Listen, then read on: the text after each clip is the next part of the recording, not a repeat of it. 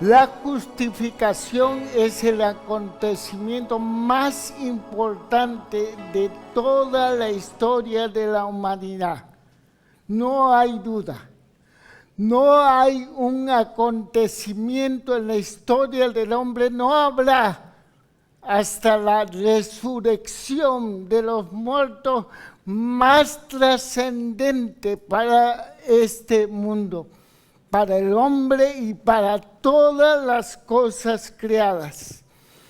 Aconteció en la justificación el perdón total del pecado por medio de aquellos que creen en Cristo, no por obras de sinergia humana, de capacidades humanas, sino por la dotación de la fe que se nos da en el oír del Evangelio.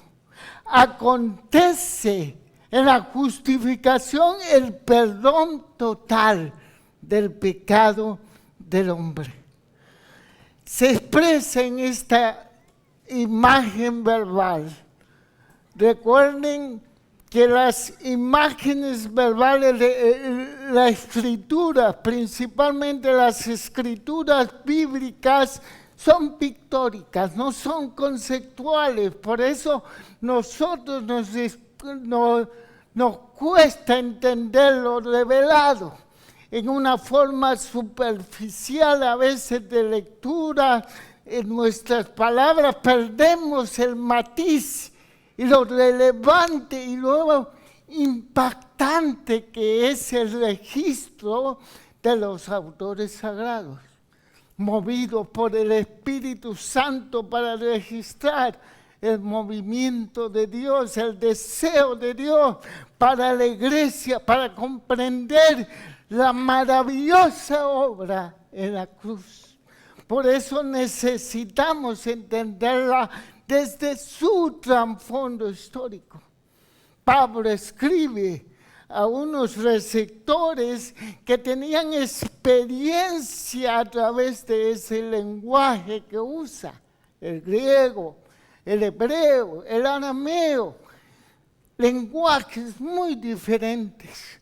Por eso necesitamos entender la sencillez, pero lo profundo que es este lenguaje para poder apreciar la obra de Cristo y así responder por fe a esta obra maravillosa. Sin duda, esta imagen verbal es fundamental para la comprensión de la salvación. Martín Lutero dijo en aquel entonces, en el siglo XVI, cuando por un proceso didáctico él entiende nuevamente la obra de Cristo en la cruz del Calvario, que es el artículo, es el fundamento él dijo, donde la iglesia se crece o se destruye. Así era relevante el entendimiento de estos hermanos. O se destruye o se funda nuestras vidas en el fundamento de la justicia por medio de la fe, o se destruye.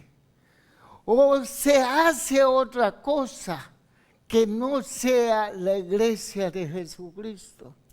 Por eso es relevante volver a entender esta doctrina, porque cada vez vemos expresiones de Cristo Jesús, la iglesia en el mundo, que ha perdido esta doctrina. Ya no se enfoca. Y a veces uno piensa que lo ha entendido todo de ella y no. Tiene profundas implicaciones para la vida, para el entendimiento de la vida cristiana, la misión. Y en los últimos siglos, en este siglo el movimiento pentecostal y el movimiento carismático descubren la lectura de esta imagen verbal y también deducen del texto implicaciones extraordinarias para la misión, para la vida de la iglesia. Si hay algo que nos hace auténticamente iglesia evangélica es esta doctrina. Y no entenderla, no vivirla, no asumirla diaria en nuestras vidas, es una pérdida de la dotación y de la identidad como pueblo de Dios. Se expresa en esta imagen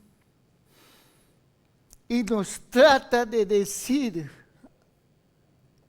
que hay solamente dos estados en que las personas pueden estar delante de Dios: justificados o condenados. Eso es el mensaje. O se está justificado delante de Dios, o se está condenado eternamente. Como metáfora, procede del trasfondo de la ley judía. Su imagen es muy simple y muy sencilla. La ley es un foro. La ley es un auditorio donde toda la humanidad, la que ha sido, la que será, la que es, están delante de la ley y la ley condena a todo hombre, porque no hay justo ni uno, porque hemos pecado, porque es imposible que la naturaleza humana obedezca 100% a la ley, todo el tiempo, las 24 horas del día y toda la vida. No hay ninguno. El hombre que pecare morirá irremediablemente.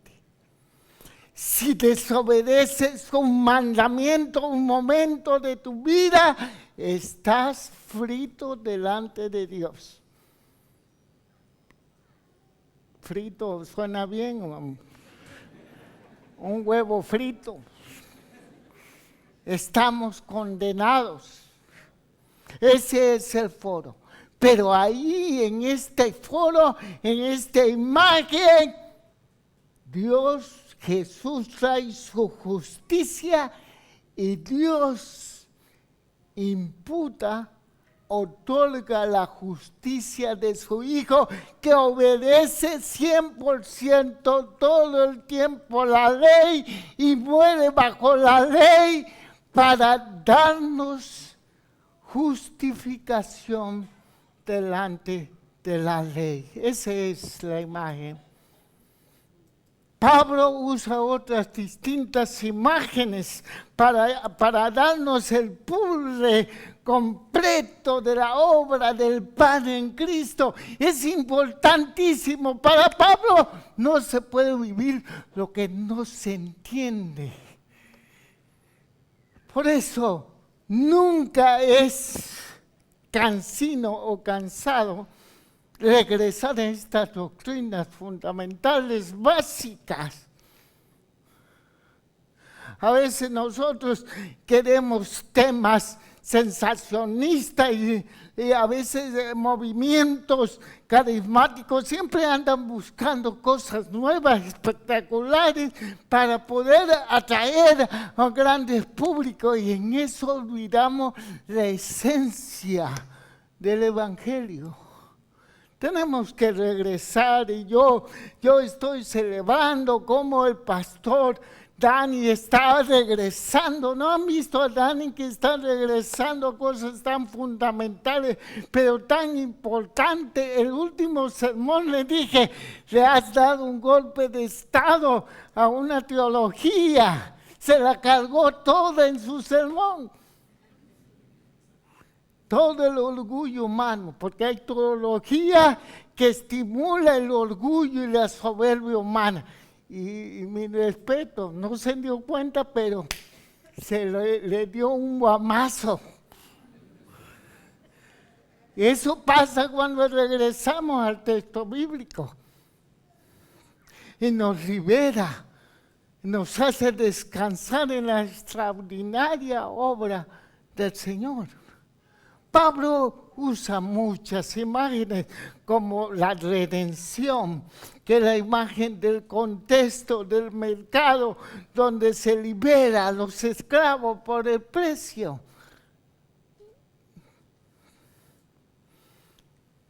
Usa la propiciación, que viene del trasfondo de los sacrificios, la reconciliación en el contexto de las relaciones, enemistades entre los pueblos en aquel entonces que había tanto prejuicio. Pablo habla que fuimos reconciliados en Cristo Jesús con el Padre. Habla de la adopción, una metáfora por excelencia de la familia. Usa el sistema de la ley romana, el sistema de adopción, para entender el proceso de nuestra salvación y todas las implicaciones legales. Usa también el lavamiento, que viene del trasfondo de los sacrificios en la ley, para ver esta obra.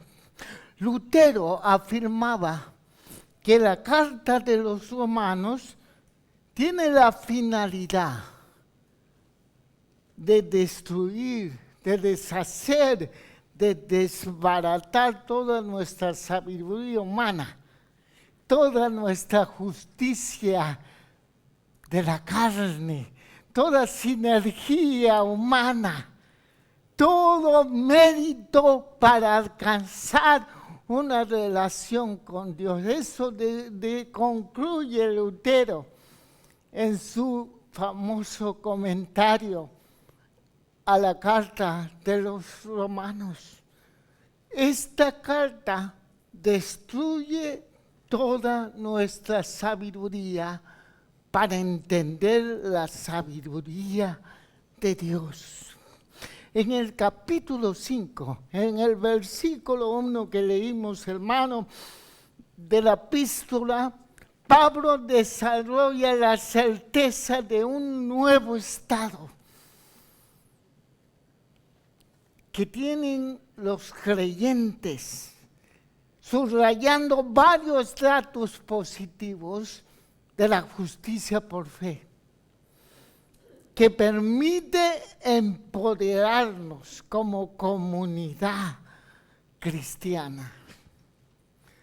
Para acercarnos a este texto debemos acercarnos en el sentido de recuperar no ese mensaje individualista, personalizado del texto, moralizante del texto, que nos sitúa como el centro de todo, sino este pasaje, como toda la carta, está en clave de pensamientos de una comunidad. Y si no lo leemos así, si no interpretamos la implicación comunitaria, si no solamente reducimos la implicación como individuos, perdemos la esencia del mensaje de Pablo. ¿Qué datos podemos encontrar alrededor de este texto, en el contexto, principalmente en el capítulo 4 y todo el capítulo 5? Contexto inmediato, contexto remoto, para entender esta implicación. Paulina, ¿qué datos? Hay varios datos que hoy sencillamente podemos declarar. Primero, que la justificación tiene una naturaleza que Pablo revela Hablar de la naturaleza de la justificación es hablar de su esencia básica. Es lo que le caracteriza básicamente este concepto. Es hablar que Dios ha declarado la libertad de todo nuestro pecado. Su naturaleza es el perdón completo del pecado a aquellos que han creído en Jesucristo. Amén. Ahora, esto es muy trascendente, porque está hablando Pablo de la seguridad tremenda que tenemos delante de Dios, delante de la ley. Jamás ya un creyente tendrá un pecado que le condene. Por eso se atreve a declarar en Romanos 8, justificado, dice, para todos los que están en Cristo no hay ninguna condenación. Y usa un término que ya había explicado alguna vez, el término ninguna condenación. Es un término maravilloso porque es un término técnico para hablar que ni los pecados pasados, presentes o futuros nos van a condenar delante del tribunal de la ley. Somos libres. Ahora, esta doctrina de muchos concluyeron mal. Los que no eran salvos, los que no tienen revelación de la justicia, siempre concluyen mal. Bueno, si Dios nos ha perdonado totalmente todos mis pecados, los que cometí en el pasado, los que cometo en el presente y el futuro, por lo tanto pequemos para que la gracia abunde. Pablo dice, de ninguna manera, porque aquellos que hemos sido muertos al pecado, no andamos.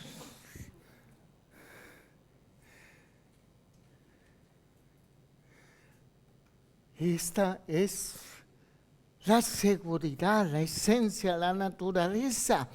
Ser librado de la sentencia de la condenación divina es la bendición fundamental de la salvación. No hay posibilidad de empoderamiento sin ser libre de la condenación de la ley. No podemos vivir en el poder de la gracia si nosotros no vivimos la justificación por fe. ¿Y qué dice Pablo? Para fe. Es por fe que entramos, pero es para fe camino, que la mantenemos, que la vivimos, que la aplicamos diaria, que resolvemos todo tipo de culpa, que crecemos en la gracia. Tiene implicaciones extraordinarias y prácticas para la vida de creyente. Es triste a veces ver la inmadurez de muchos de nosotros en que estamos luchando con tremendas culpas, haciendo desmérito de la obra de Cristo. No concibo un cristiano que no resuelve diario sus culpas delante de Dios. Eso implica ignorancia, implica inmadurez, implica que no está entendiendo ni papas el Evangelio. Y a veces veo expresiones religiosas, mentalidades bien patológicas que están con unas culpas y digo, es que el Evangelio no te ha afectado, no te llegó. El Evangelio libera de toda condenación. Eso es lo maravilloso. Eso es la buena noticia, que nuestra conciencia ya no nos atormenta, somos libres por un solo sacrificio. Si no estás viviendo esto, es que no entiendes doctrina como debes entender. La justificación por fe es el único modo legal, para los hombres de tener una restauración con Dios, revelada en la Escritura. Dice Pablo que la justicia se revela, ¿dónde? ¿En los seminarios teológicos? No. ¿En los sistemas eclesiales? No. ¿En la filosofía? No. ¿En la reflexión? No. ¿Dónde se revela la justicia? En el Evangelio. Sacar el entendimiento de la justicia fuera del marco del Evangelio es pervertir la justicia. El único modo legal para estar en el camino de una restauración que finalizará con la resurrección del cuerpo, la glorificación, el levantamiento del pueblo de Dios para reinar con Cristo plenamente y vivir eternamente sin la posibilidad de volver a pecar y disfrutar el maravilloso plan, es la justificación por fe y no por obra. ¿Quién dice amén? Aleluyita. Maravilloso entender esto. Nunca cansa. Esto es un refrigerio al alma. Esta alma que siempre trata de hacer un plus en la vida. Esta compulsión de valorarnos por el esfuerzo, por el talento, esta compulsión que siempre nos deja vacíos. Decía un escritor famoso mexicano, Carlos Fuentes, decía que todo logro y éxito humano siempre trae una frustración en sí mismo. No sé si en la vida ha experimentado usted que ha logrado, le ha hecho mucho esfuerzo, y logra, te sientes bien un rato, pero luego te quedas tan vacío.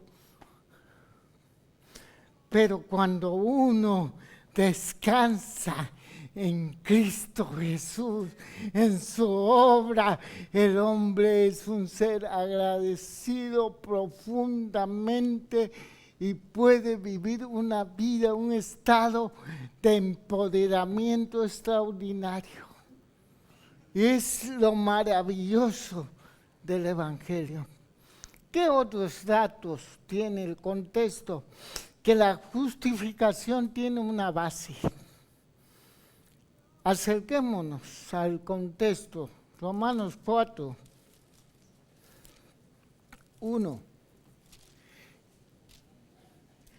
¿Qué pues diremos? Dice Pablo. ¿Halló Abraham nuestro padre según la carne? Porque si Abraham fue justificado por las obras, tiene de qué gloriarse, pero no para con Dios. Observe, no para con Dios. Este Dios no lo manipula ninguna obra buena para restaurar nuestra relación con Dios. Abraham, nuestro padre, no fue justificado por eso. La base de su justificación no está ahí, en sus obras. Dice, porque, ¿qué dice la Escritura?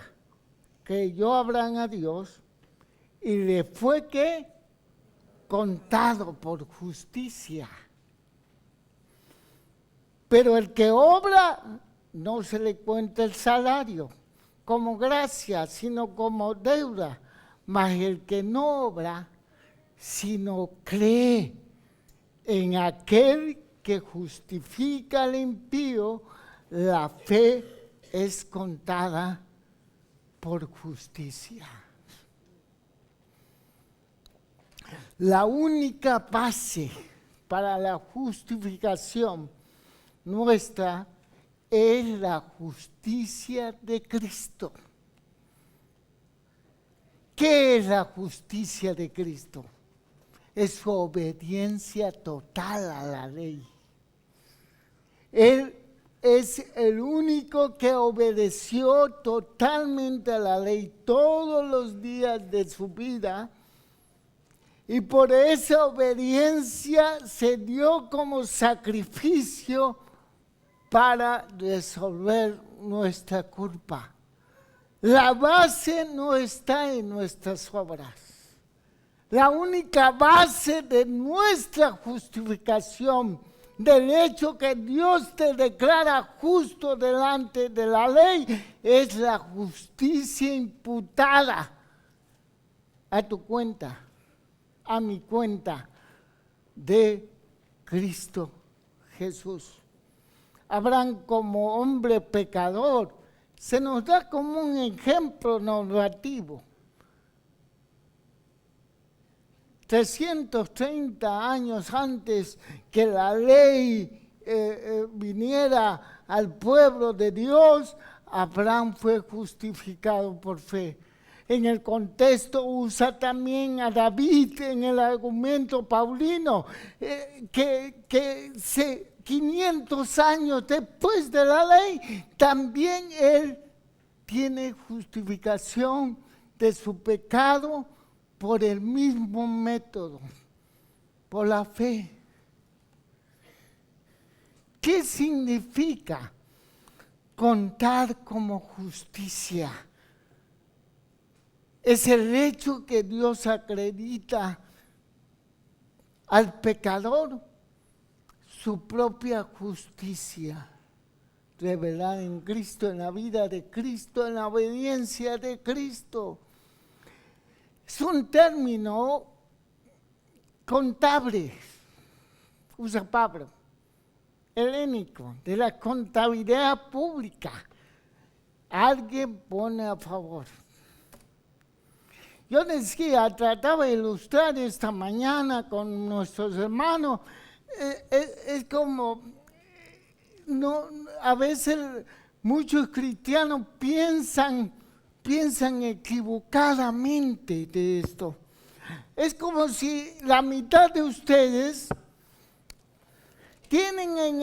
han trabajado toda la vida como un burro. Es decir, le han echado ganas, se han esforzado y tienen 100,000 euros en el banco, ¿no? Tienen 100,000 euros en el banco, pero el banco no pone nada, no le pone una nota. Tienen 100,000 euros en el banco y han trabajado como burros. No dice eso, nada más dice, tienen 100,000 bancos. Y todos los de acá han sido unos golfos. Es malísimo, malos administradores, terrible, pero alguien le da 100,000 euros y el banco no va a ver que diga, estos fueron unos golfos, no, tienen 100,000 euros igual que los que trabajaron como burros. No hay diferencia. Eso es lo que hizo Dios con nosotros. Siendo pecadores terribles, dignos de muerte eterna, Él puso en nuestra cuenta la justicia de su Hijo Jesucristo, para que tú y yo estemos libres de toda condenación. ¿Quién dice aleluya? Yo digo aleluya y aleluyita. ¡Wow! Esto es para celebrar. Yo a veces estoy estudiando y mis estudios provocan muchas cosas, reacciones, a veces alegría, lloro, a veces es que es maravilloso entender la mente de Dios. Te llega al alma, te hace descansar de tus bajezas y de tu infinita impotencia. Te hace centrar en Cristo, te vuelve al centro, te vuelve a ser evangélico, nos vuelve comunidades cristocéntricas, evangelios cristocéntricos, no antropocéntricos, que han hecho tantos años. Evangelio centrado en los hombres, en su capacidad para expresar su fe. Nos vuelve a Jesús, el entendimiento de su obra. Dios nos imputa su justicia por medio de la fe. A causa de la obediencia de Cristo, es la base de nuestra justificación. No podemos basar en nuestra justificación de que fuimos seres muy especiales y Dios nos dio la salvación. No. O que somos tan guay, tan especial. No. A veces con pena vemos nuestras profundas bajezas. Veo personas en la iglesia que necesitan un tremendo reconocimiento, que son muy especiales, que sirven porque no están usando el servicio para sus mendigas pobrezas humanas. El que sirve evangélicamente es un ser agradecido por Dios y por su obra. Es una respuesta evidente y lógica del amor que uno tiene al Padre.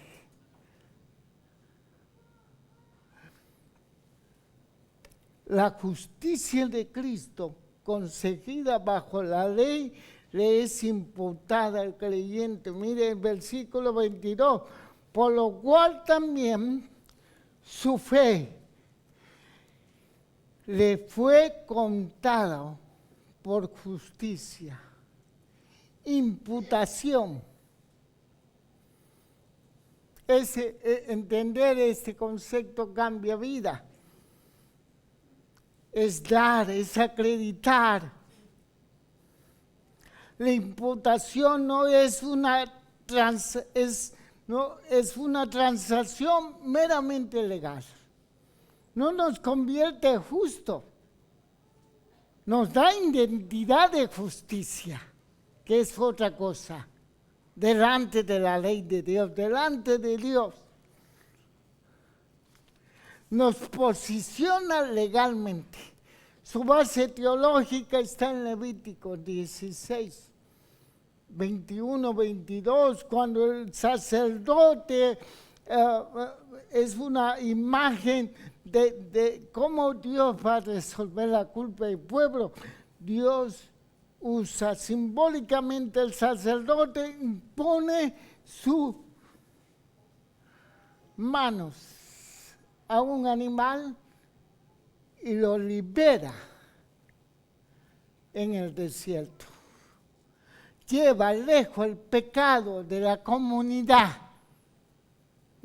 para no afectar la comunidad, para restaurar todo el tejido de justicia y relaciones correctas, para restaurar el pacto.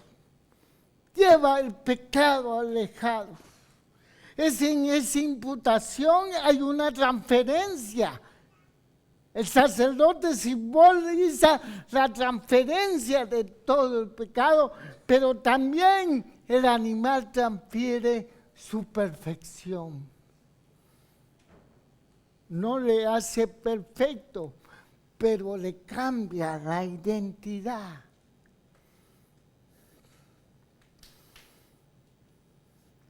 En la justificación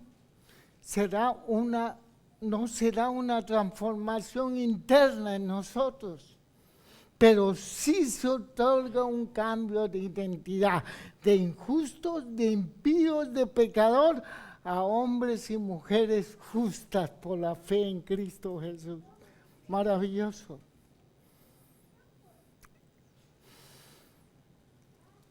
El tercer dato,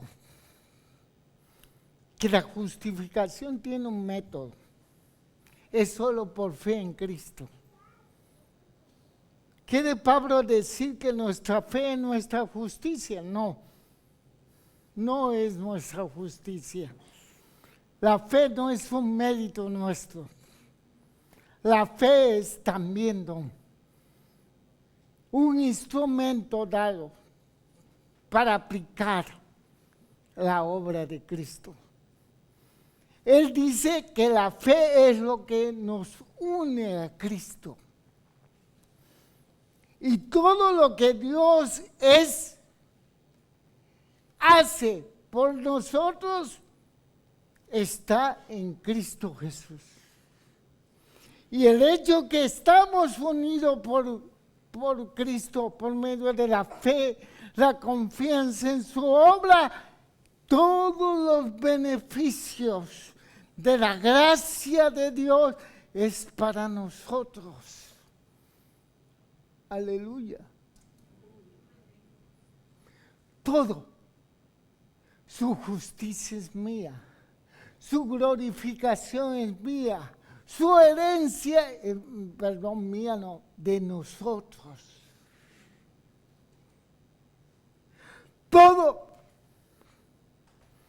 Todas las promesas en Cristo es un sí. Todo. La seguridad, la esperanza. Todo.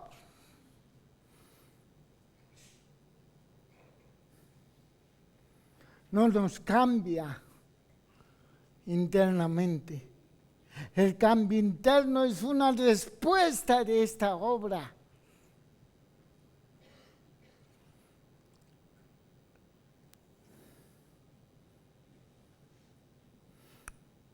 Cuando Dios ve en nosotros fe en Cristo, ve nuestra unión con Él. Ve que estamos unidos en la fuente de la vida. Por lo tanto, fluye vida en nosotros. Todo. Ve la justicia en Cristo en nosotros. Nos trata como a Él. Nos ama como a Él. Entrañablemente maravilloso entender, siendo tan pecador, tan terrible, Dios nos ama como ama a su Hijo Jesucristo. Es extraordinario. ¡Qué seguridad! La comprensión nos da una tremenda libertad, nos quita estas compulsiones terribles que tenemos.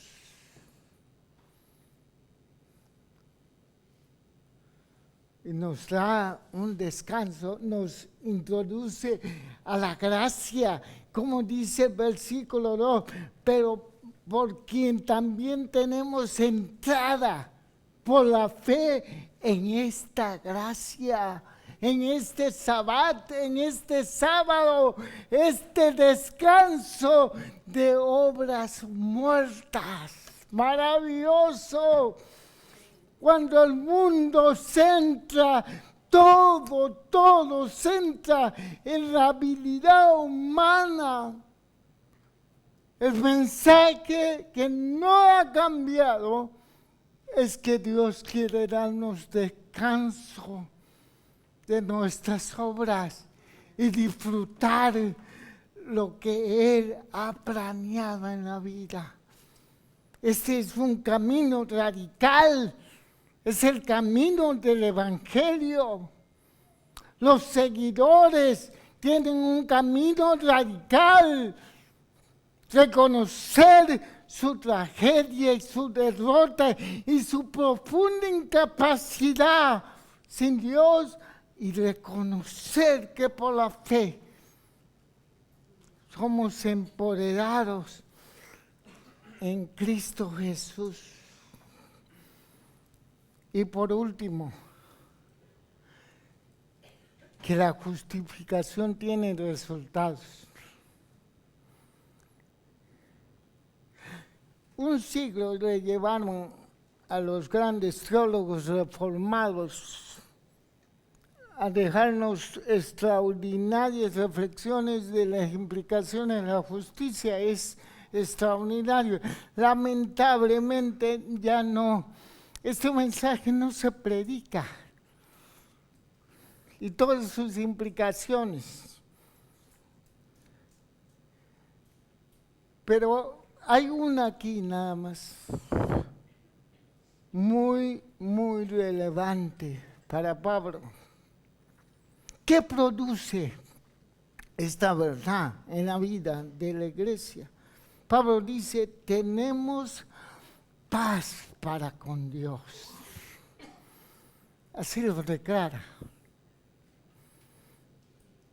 La paz que quebrantó la caída adámica, el pecado, la rebelión, que fue catastrófica. Esa es la cosmovisión bíblica, nos deja ver que el pecado trae consecuencias terribles, no solamente al hombre, sino a toda la creación. La creación gime, la creación se deteriora y nos revela progresivamente las consecuencias de la desobediencia. La paz planeada, ese el concepto, la muerte entró en la escena humana, el sufrimiento, la pérdida de identidad y propósito. Entonces la paz es el interés total de Dios por las personas. Para su pueblo es la vocación del Evangelio, es la vocación de la obra de Dios, restaurar la paz en los términos del principio, como Dios pensó, tener un pueblo. ¿Qué debemos entender por paz? No es el concepto que nosotros manejamos, un concepto antropocéntrico, un concepto más bien basado en la influencia de la filosofía y sobre todo últimamente la filosofía oriental, la promoción de la psicología que abre y trata que las personas angustiadas y las personas depresivas, personas que luchan con emociones internas, recupere paz. Esa no es la paz bíblica. No es paz psicológica, no es paz sentirte bien. No, eso no es el concepto bíblico de la paz. Es un concepto muy diferente. La paz es el florecimiento del deleite, de la integridad. En el texto que usa Pablo es la palabra Irene, griega. Pero él, siendo judío, él piensa como semita. Él piensa en el concepto del Antiguo Testamento. Shalom. y lo escribe y busca una perfecta equivalencia dinámica del lenguaje griego para hablar, para contextualizar a estas comunidades que hablan y que viven este idioma, para traer la revelación que Dios dio en los textos del Antiguo Testamento. Shalom, la vocación de Dios es restaurar el shalom en su pueblo. Y lo ha hecho en Cristo Jesús. ¿Qué es shalom? No denota ninguna actitud de paz interna. No es paz interna. Es un término que tiene que ver más bien con lo exterior. Lo que vivimos afuera es un término social. La paz, el shalom, es un tejido. Es el tejido formado por Dios para los seres humanos en habitar en justicia, para seres humanos, para habitar en lo que Él ha planeado. La creación tiene que ver con lo social, con lo comunitario.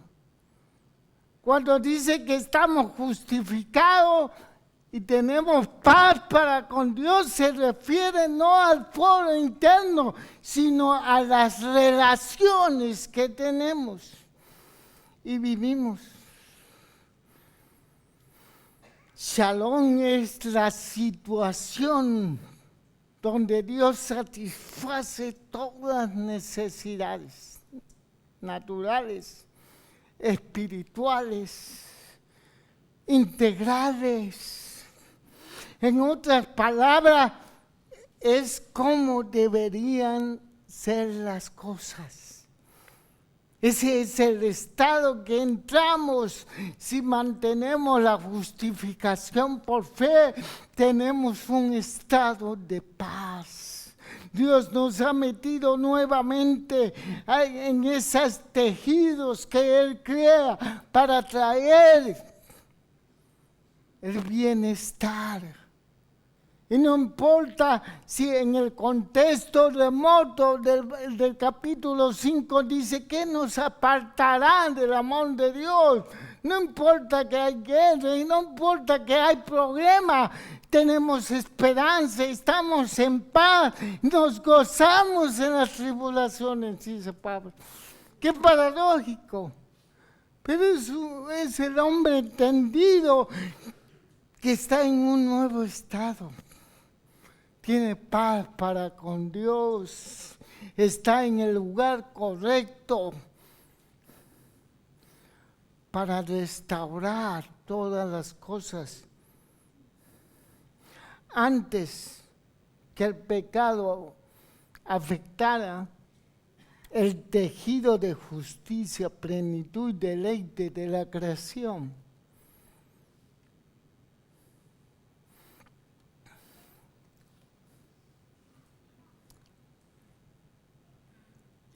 Dios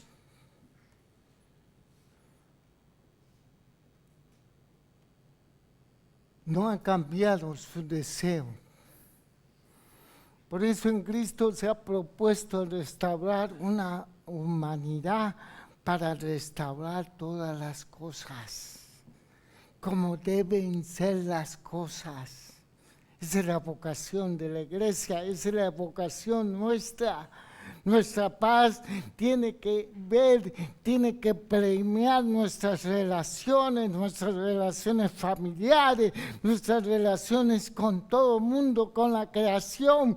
Es una paz que promueve las cosas como deberían ser. Tiene un profundo impacto comunitario. No se trata de nosotros, no se trata de nuestra paz interna. Si quieres paz interna, hay buenos psicoterapeutas ya aquí en Mallorca. Te recomendamos algunos, como a tu hermana le podemos recomendar. ¿no? Pero esa paz no es. La paz es que nosotros estamos restaurando, Dios nos mete en la posibilidad, en el empoderamiento de hacer justicia en todo lo que hacemos y vivir las cosas como debe ser en tu familia, en relación con otros, en relación con tus hermanos de fe, como deben ser las cosas.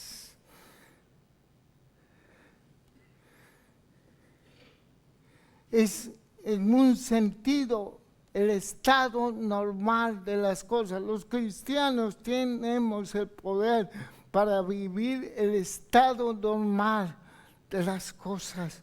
Esta paz es lo que Dios quiere, no meramente para el alma o para la raza humana, es para la creación. Es para la forma en que nos vinculamos con lo creado. A manera de conclusión, queridos hermanos, este sermón es mi forma de celebrar la reforma. Yo voy a tener la bendición, gracias por la gracia, de ir a Alemania este mayo con Nayara. Vamos a hacer un viaje extraordinario. Vamos a estar en todos los lugares donde vivió Lutero.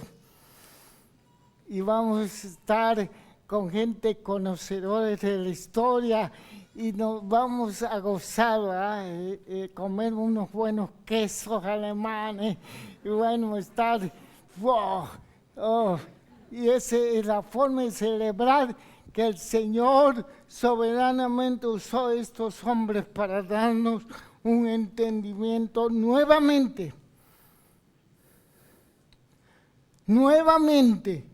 de qué es ser evangélicos. El evangelio, en términos sencillos, es el buen mensaje de Dios para el impío. Si tú nos acompañas y nunca has escuchado esto, para ti es este mensaje. Dios justifica tu vida.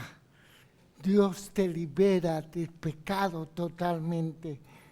Si puedes confiar en su obra, la justificación nos habla de una nueva relación del hombre. La paz transformadora de todo lo que somos. La paz que nos lleva a enderezar todo lo que hemos enchocado por nuestra soberbia, por nuestro desvío, por nuestra incapacidad. Justificado pues por la fe, tenemos paz para con Dios. El Señor bendiga su vida.